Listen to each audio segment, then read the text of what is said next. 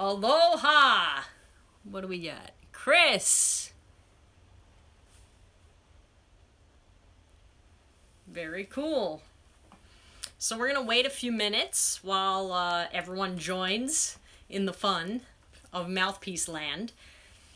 In fact, while everyone is joining in, I pulled out all my mouthpieces and I positioned them on this really cool table that my uncle made.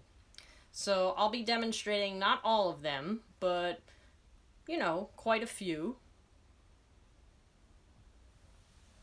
In addition to, I'll be playing an exercise or two on the with the piano and the mouthpiece so that you can see how that all works as well.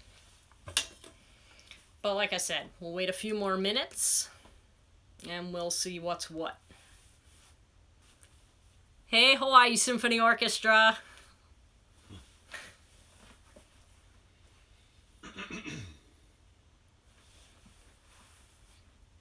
Anyone have any jokes?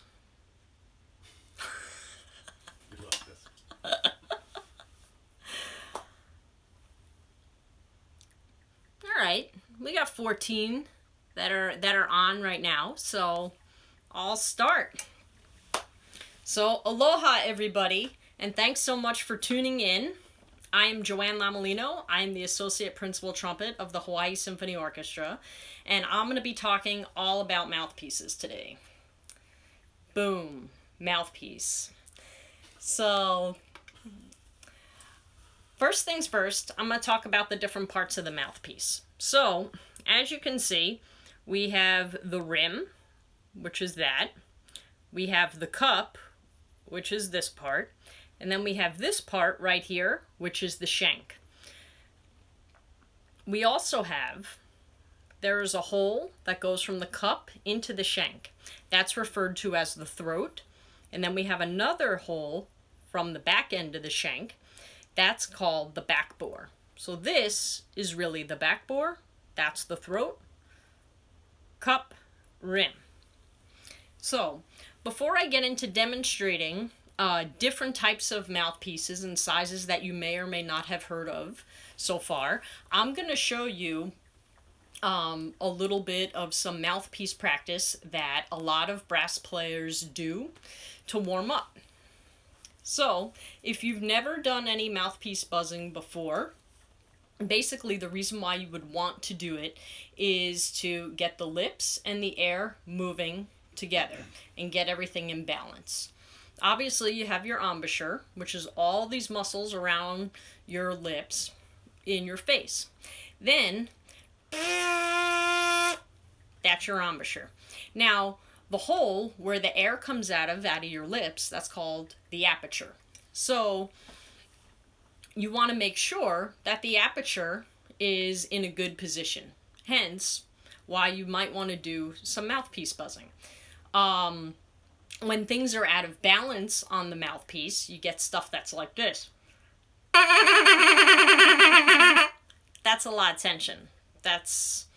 You want to try to lighten up a little bit on there because it's out of balance. And then if you do too little air blowing and not enough tension, you get something like this. So, obviously, you want to be buzzing in a very healthy way. So, just a good balance.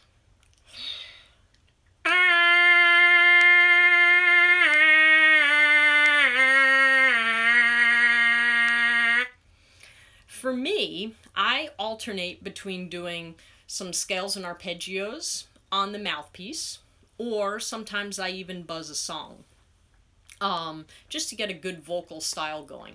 I know Rudy Hain, the bass trombone player in the Hawaii Symphony, he is fairly notorious in the backstage area for playing Amazing Grace on his mouthpiece.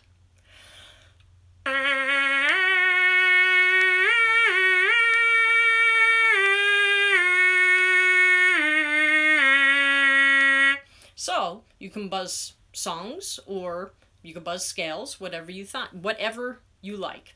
I like to alternate. I don't like to get stuck in one routine or another. It's very good to actually buzz your mouthpiece with some sort of keyboard instrument. It just kind of helps your ear kind of keep things honest. So I'm just going to buzz a little bit of a C major scale. It's a nice little way to kind of make stuff go.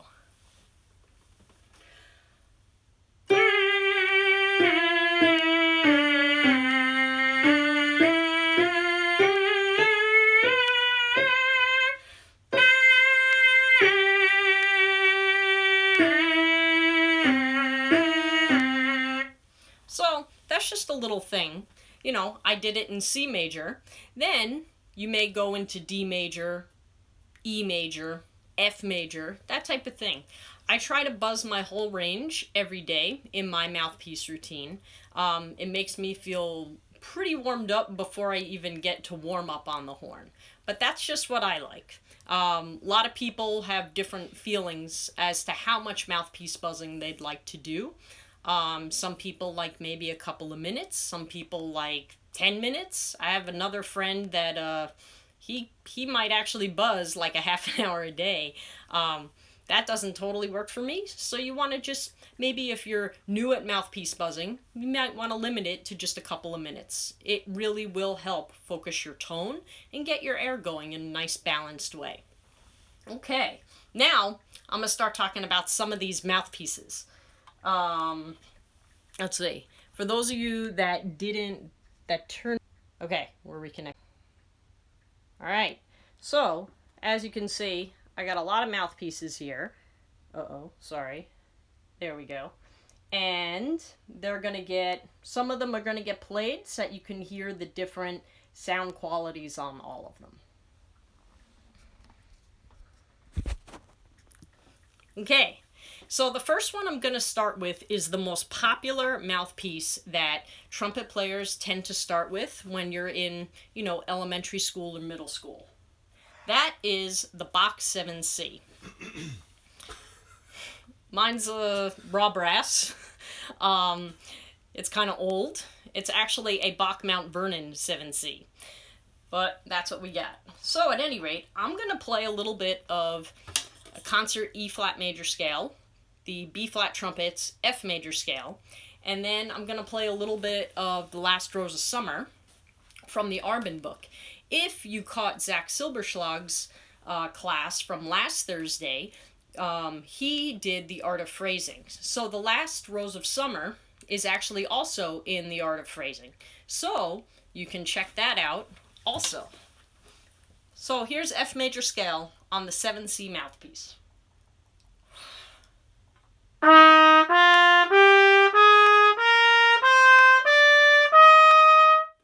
Now, I'm going to play a little bit of The Last Rose of Summer.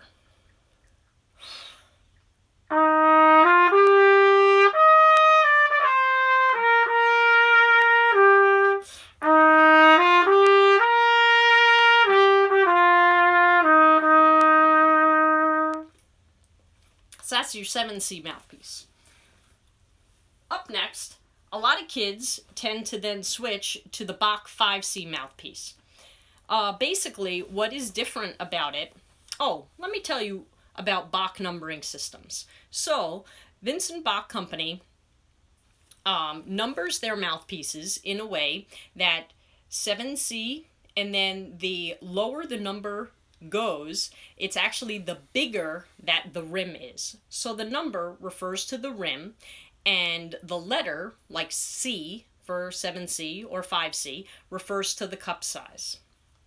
The 7C actually has a fairly good bite on the rim, as we would say, so that it's very comfortable for a beginner to kind of get a good grip.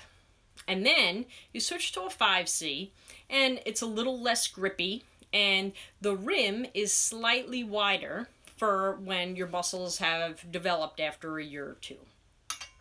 I think maybe nowadays a lot of people might go from a 7C straight to a 3C, which will be the next mouthpiece I demonstrate. I went from a 7C to a 5C.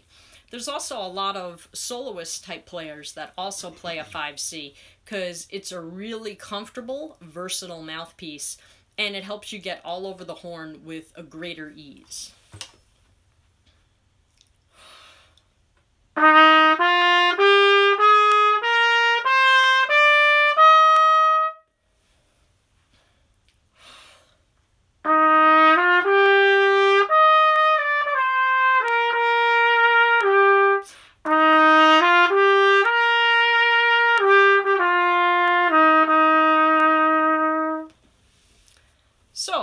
as you can hear, it's maybe just slightly fuller because I can get a little bit more of my lip into the mouthpiece. And that's the 5C. Now, the 3C I'm going to demonstrate. This is a very popular mouthpiece, probably for kids that are in later middle school and high school age. Then, that being said, a lot of professionals play the 3C. It's a really fantastic, well-rounded mouthpiece. I even use the 3C for pop shows, like when we play Harry Potter at work or do Star Wars, or even for the Music That Rock series. A lot of times I'm playing my Bach 3C. It just gives it a slightly more brilliance in the sound than what I would ordinarily play for the Masterworks programs. So I'm going to play the exact same thing again.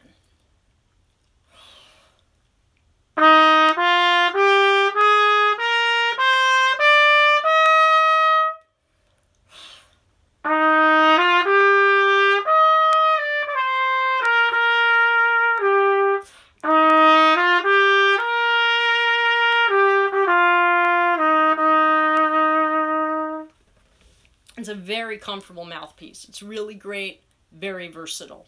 Now, I'm going to play the exact same thing on my mouthpiece, which is a Bach 1 1/4 C.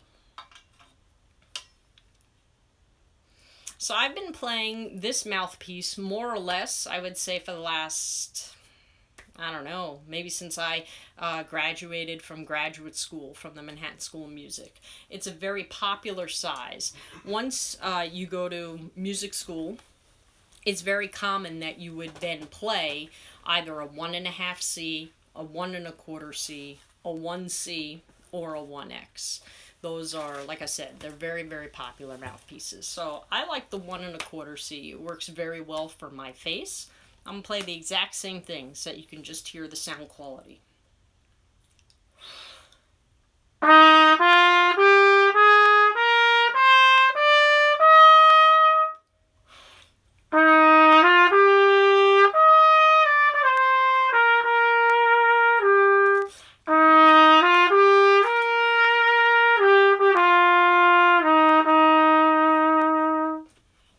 So it has a very rich sound, and it's really great for when you're playing in a large concert hall. You can really play into the mouthpiece, and you can get a lot of overtones that really ring in our hall. So it's pretty awesome. Now, the million-dollar question that lots of people want to know is all about lead trumpet player mouthpieces. So occasionally I do have a need to play something that's more for a lead player. And I'm going to demonstrate a few different sizes of that right now. So I'm going to start with the Bach 3C, followed by the Bach 7E, and then I have a hand-me-down from former Honolulu Symphony principal trumpet, Don Hazard. This is one of his mouthpieces, and it's made by Marcinkiewicz.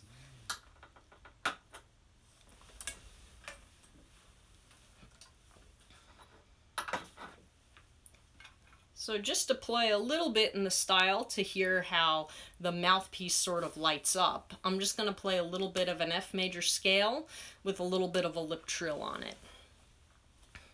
What does lead player mean?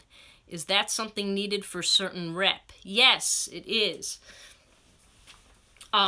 So sometimes we lead playing would be if you've ever played in a big band setting. There is a trumpet player, the trumpet player that plays first trumpet, let's say in a big band, or maybe a high school jazz band, that type of thing. That person that plays first is the lead player. They are responsible for playing the high notes and kind of leading the charge with the band. I know a few years ago, we legit needed a lead trumpet player to play on a program with Hawaii Symphony. And DeShannon Higa, he joined us. He plays in the Royal Hawaiian Band. He's a fantastic jazz trumpet player and lead player. And it was for a Matt Kattengub Latin Nights. I remember he played this super cool solo on Cherry Pink and Apple Blossom White. It was awesome. But yes, that's what you would need a lead mouthpiece for. In fact, before I play these, I'm going to show you. The 7E is a little hard to see, but here would be the 3C cup. So, doesn't look very shallow. It's a pretty middle of the road cup. Now here is a copy of one of Don Hazard's lead mouthpieces. So as you can see, it's a lot shallower. My finger can barely go in there. And the 3C, I can get my finger in a little bit more. So now I'm going to show you what they sound like. Okay, so here's the 3C.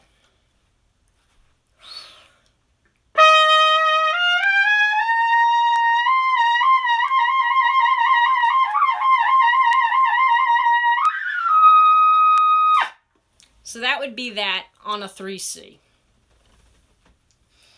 Not necessarily totally advisable to be doing that on a 3C. But now here's a 7E.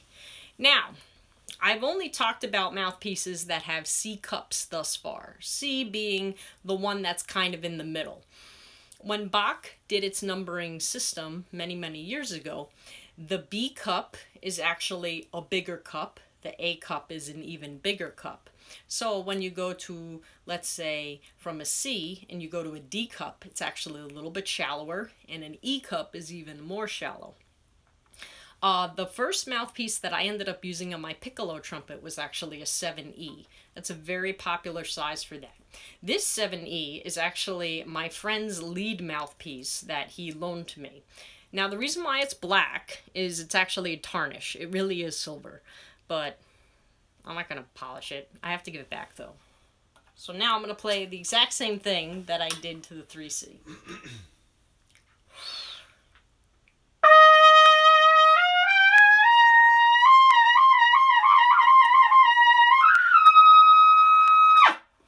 So that would be the 7E. Now, I'm going to play the Don Hazard mouthpiece. And as you saw, it was very shallow. I'm not used to playing a mouthpiece that's this shallow, so fingers crossed.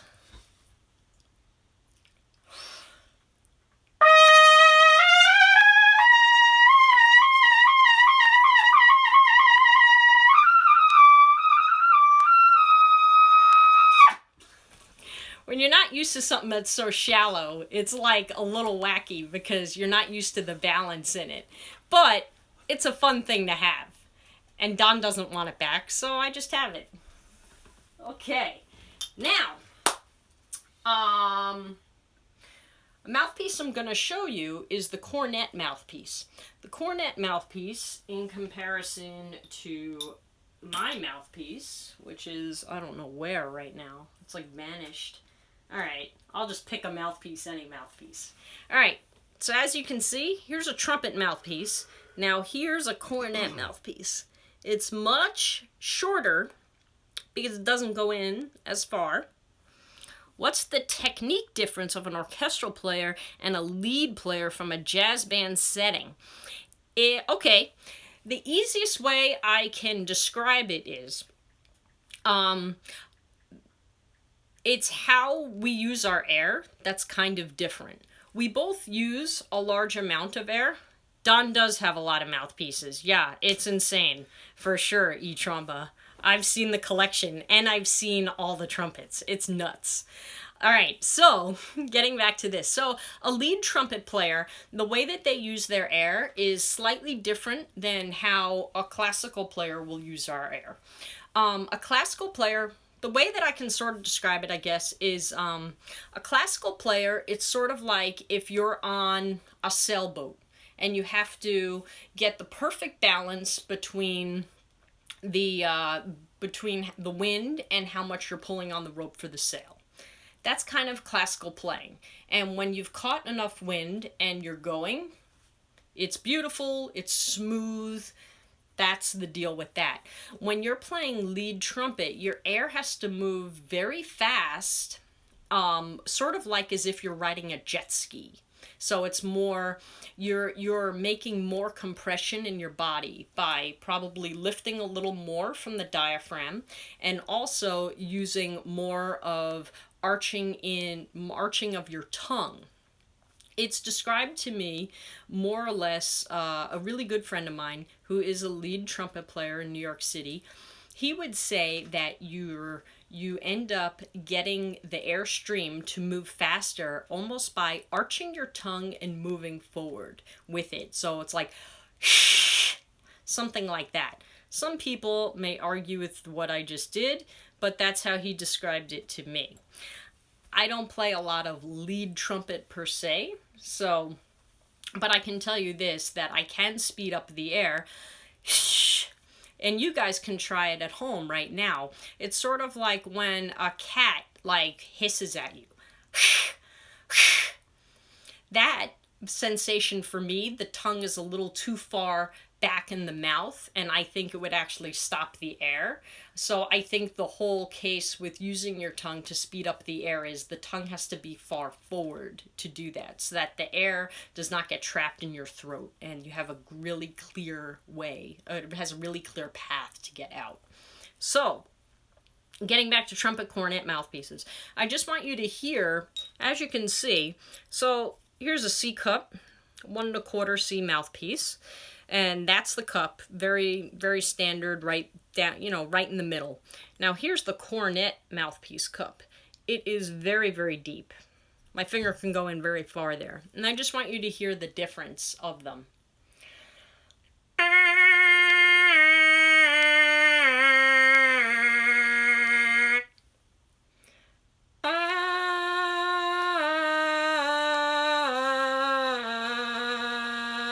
As you can hear, the depth of the cup has made it a much darker, lower sort of sound. And when you hear a cornet, a lot of times it needs to sound that way, or most of the times it does. It's a bit of a darker sort of sound than the trumpet. Okay, now I'm going to show you piccolo trumpet mouthpieces. So here's my piccolo trumpet. The mouthpiece I like to use for piccolo is actually a Warburton, and it is a shallower cup than, say, my C cup, as you can see, a little bit more shallow, and my rim is a little bit narrower. I don't play with the same width rim. I like the sensation of it being a little narrower. So I'm just going to play the opening of the Prince of Denmark March on my piccolo trumpet with my piccolo mouthpiece. Then I'm going to play the exact same thing on my regular mouthpiece that I use to play B flat and C trumpet, just so that you can hear the difference of why it's important to have a really good balanced mouthpiece with your piccolo trumpet.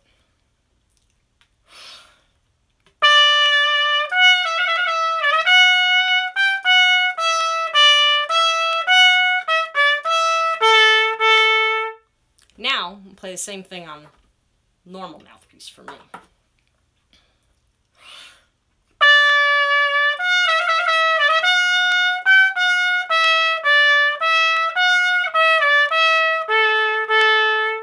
So it kind of works. For me, the balance isn't quite right. I like a little bit more of the shallow cup and the narrower rim, and it really makes the piccolo trumpet sparkle versus a bigger mouthpiece for the piccolo. Okay, now this is going to be very exciting.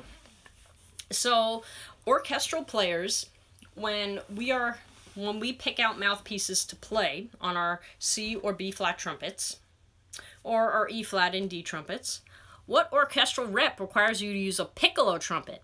The pictures at an exhibition, Goldenberg and Schmiel movement, that has it. Actually, in a couple of weeks, when I do a class on mutes, I'm going to talk all about that.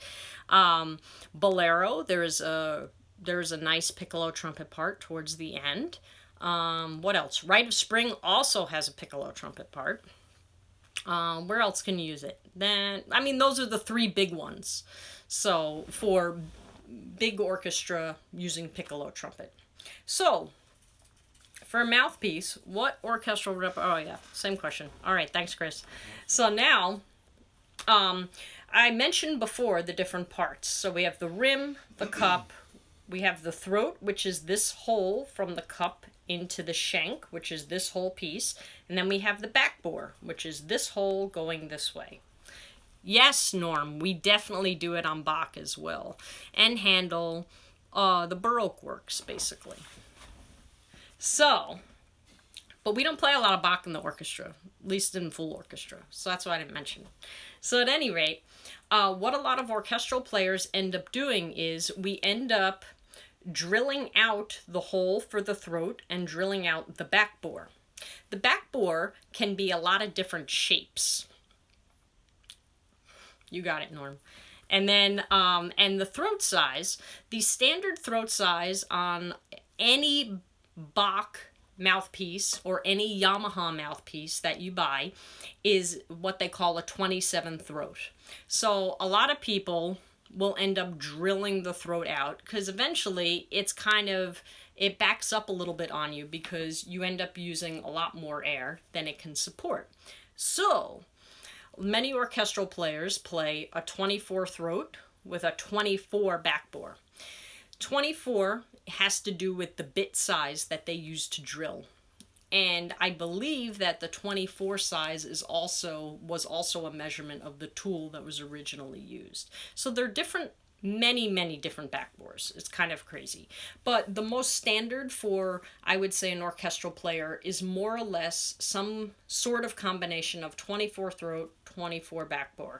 There's also very common for a 22 throat, which is a bigger throat, and the 24 backbore. And then there's plenty of variations from there. So, what I'm going to show you now is 4 different 1 1/4 mouthpieces that have different cups and different throat and backbore combinations. What are some indicators that a student, especially young students, need a different mouthpiece?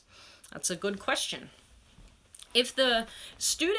If you start to think that the student, let's say, is playing a 7C, and maybe the sound starts to sound a little pinched, or they start to say they feel like the mouthpiece is backing up on them, then you might want to consider having them try something a little bigger, like a 5C or a 3C. That's usually the indicator that I see in my own private students. I can give you a hint. What? Or just a comment that if the freshman can play, he or she gets a 5C. Okay. Well, my husband, who's a high school band director, is sitting in the room with me, and he just said that when a freshman comes in and they can play and they sound very strong, he just gives them a 3C. Well, a 5. Oh, a 5. A 5. I usually start. What if they're already playing a 5? Then I'll move them to 3. Then a 3. Yeah, I follow the progression. He follows the progression. Yeah, I mean, with my own students, I'm not a big stickler for you got to be playing this mouthpiece and doing that. There are some teachers that are very much into that. I think whatever works and the student is playing comfortably with a really great sound, then they stay on that mouthpiece unless they want something different. And sometimes that happens, like peer pressure or things like that. And then that could be good or bad, depending on the situation. But right now, I'm going to tell you what the different combinations are on these 4, and then I'm going to play, so I'll play the opening of Pictures at an Exhibition so that you can hear the difference. Great. I'm also picking up my C trumpet for that.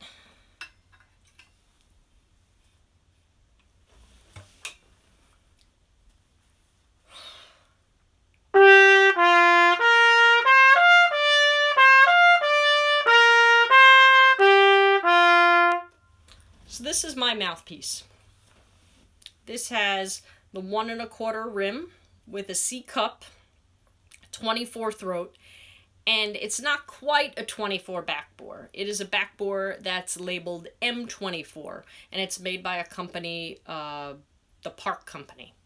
So basically, the M24 is a slightly different shape than the 24. I think it might be smaller. I'm not totally sure. but I get a very good balance on this mouthpiece. So this is mine. Now I'm gonna play a 1 1/4 with a CB cup, with a 24 throat and a 24 backbore.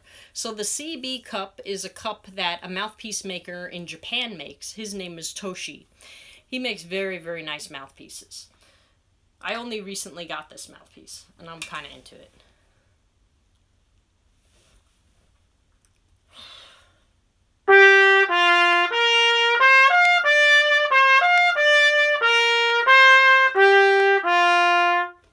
So it's a little fuller. It can take a little bit more air because there's a little bit more that the cup can take. It's very nice. Now I'm gonna play a 1 1/4 rim with a 24 throat, 24 backbore, and a 5B underpart. The 5B underpart was extremely popular in New York. I would say probably in the 80s, 90s, 2000s. Basically, the New York Philharmonic trumpet players played some semblance of this mouthpiece. The 5B underpart that was found that they would put on like a 1C rim. Very, very cool. So if you ever heard the name Phil Smith or hey, how's it going? So if you ever, heard of the name Phil Smith, who was fantastic principal trumpet player of the New York Philharmonic for many, many years, or Vince Penzarella, they both played that 5B underpart with their, 1C rims. So now I'm going to play the same thing, opening up pictures.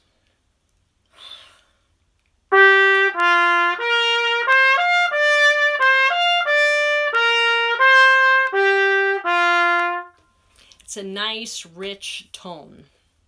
I really like it. It's another mouthpiece that would sound really great in our hall because it can really carry. Now, the last one is a Vincent Bach mouthpiece from the Bach Company. These were hybrids of Bach and Toshi. This is the Bach Symphonic series. So this one is basically a 1 1/4 C with a 25 throat and a 24 backbore. So the throat size is now just a little bit smaller.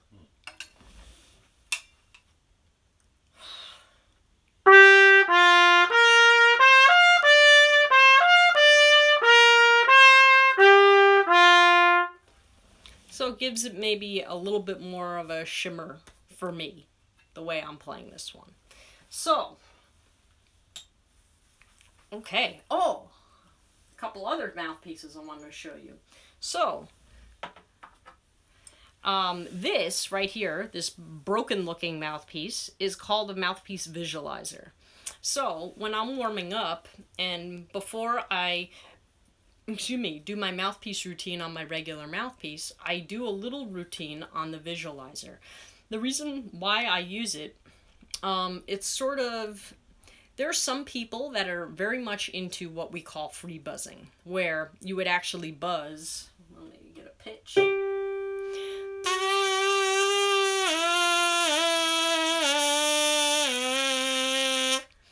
So they would actually buzz their range or some semblance of their range with the free buzz.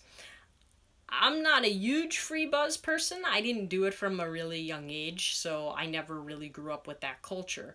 I studied with a teacher that suggested I use the visualizer, so I'm more or less getting the same thing.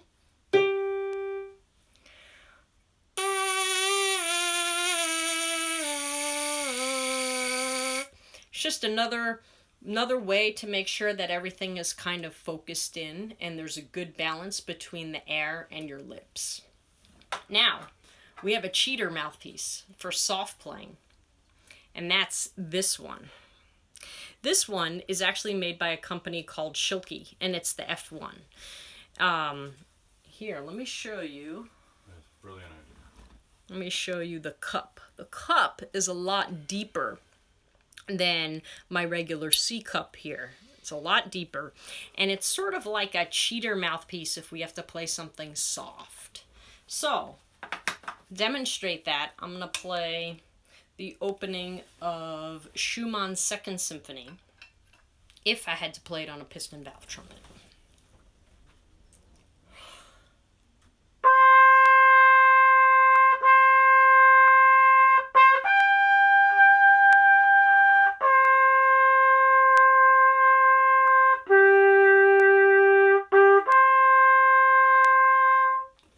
So, it's back of the hall soft. It's not very soft. Now, I'm going to play it on this.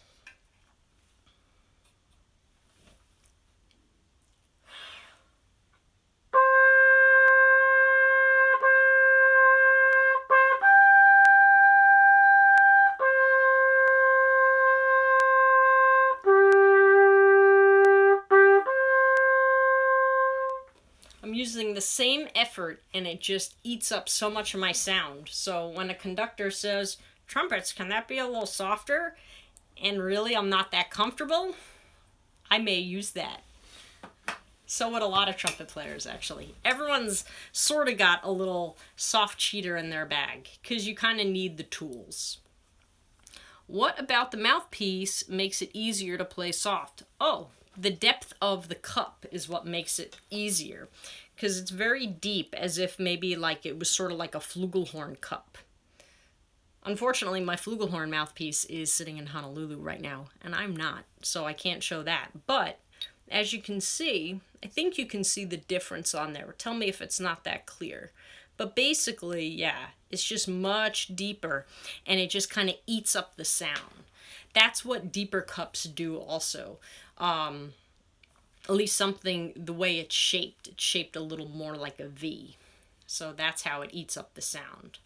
Rather than something that's more like a bowl, which is, you know, what we would more or less play all the time. All right. So, I think I talked about a lot of mouthpieces. Do you guys have any questions out there in Instagram land?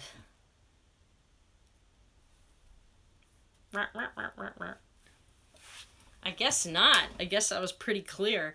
If anyone has any questions moving forward, please feel free, to message us over at HSO Musicians. We're always happy to answer some questions and, connect with the audience, because this is how we're connecting these days. And we're super, super thankful to have it. It's awesome for where we are. Do you use Thompson's exercises? Yes, I do. I actually don't use them all the time, but I was on a major tear of that book shortly after it came out. Buzzing, what is being referred to in the question is Jim Thompson's Buzzing Basics was what it was first called. And then when the book came out again, it was called The Buzzing Book. Yes, I love The Buzzing Book. I think it's really fantastic. The reason why I think it's fantastic, for those of you that maybe aren't familiar with it, is it has a play-along recording and basically and a rhythm. Regular versus megatone. I'll answer that in a second. So Buzzing Basics is basically taking your basic things, sort of arpeggios and playing along with, chords in the background and a rhythm, which, so you're playing in time, you're playing in tune, and you're really having to hear. That's one of the great things about buzzing practice in general. It really works on your ear training, because you don't have that to depend on to get pitches to come out. You just have to hear it. And that's, a huge part of playing a brass instrument is, developing that really great ear so that you can just play. You can just play without missing, and you play right in the center. It's all about how you hear.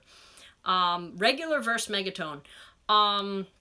A lot of people like megatone mouthpieces. I was never really into it just because of the added weight on the mouthpiece. There's a company called Monet, and they make mouthpieces that also have added weight on it.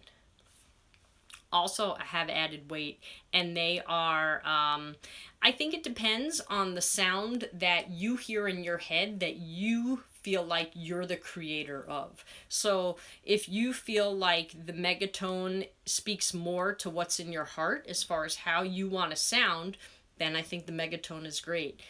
For me, I'm more of a I don't even want to. What I was thinking sounds very dirty.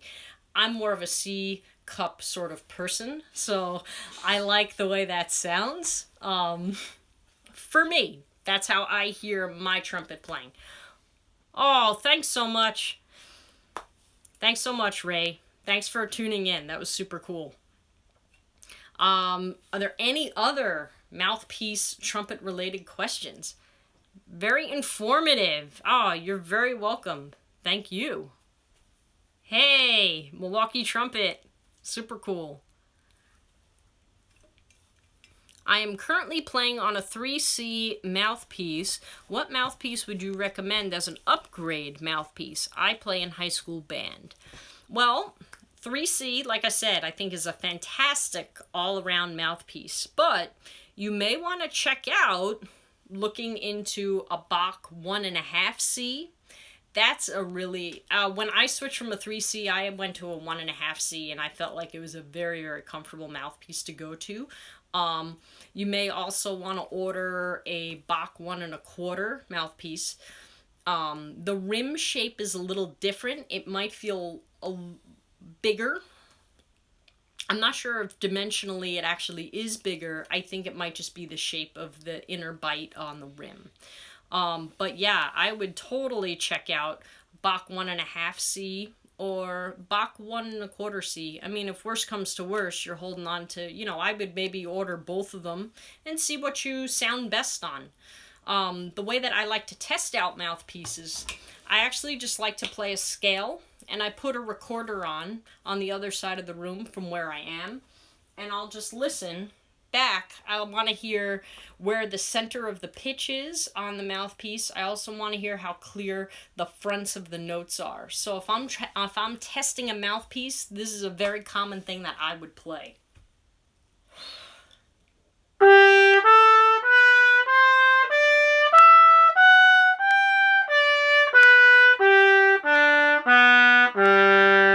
So I try to play a healthy forte on that. Then I also try to play it soft, like a mezzo piano, comfortable mezzo piano, to see how it rings.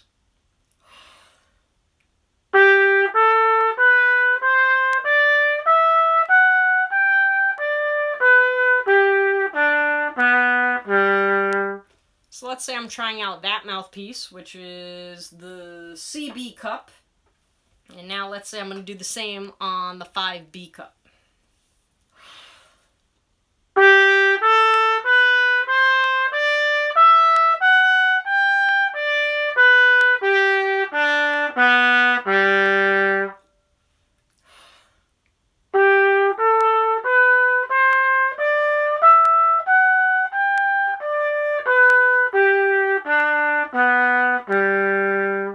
So, you're just kind of covering all your bases. Like, can you just play a very simple scale in tune and right in the center, and your fronts are exactly what you want? And then you would listen back to that recording. Because another big trick when you're playing or you're testing something is you can't be a performer and a critic at the same time. So if you're sitting behind the bell, you need to be focused on making the music, not necessarily critiquing exactly what's happening. That's why you have the recorder on the other side of the bill, so that your focus can be in one spot and not necessarily in both. So I hope that was a help. That 5B cup has a nice density color to it. Thanks! It does. It's really nice. I'm not sure I want it to be my everyday sort of cup, and it's hard because we're not in the hall right now where I can, play test a lot of these things. I'm in my house and I don't have a large space to test them out. So whatever I'm playing right now, whenever we get back in our hall, I'm going to have to check out again. Hey! Daniel, awesome. But thank you. That's very cool, Eric. Thank you. Any other questions before I wrap it up? All right. Well, thanks again, everyone, for tuning in. This was super fun for me. And if you have any questions, please, you can message them over to HSO Musicians. And, someone will be very, very happy to get back to you. So have a good afternoon. Play a high G, like a double high G? Well, I don't know. We'll see. A G? There you go. That's your G. If you want another G, there's another G for you. Very cool. Okay, have a good rest of your afternoon or a good evening wherever you're watching from. And thanks again. Aloha.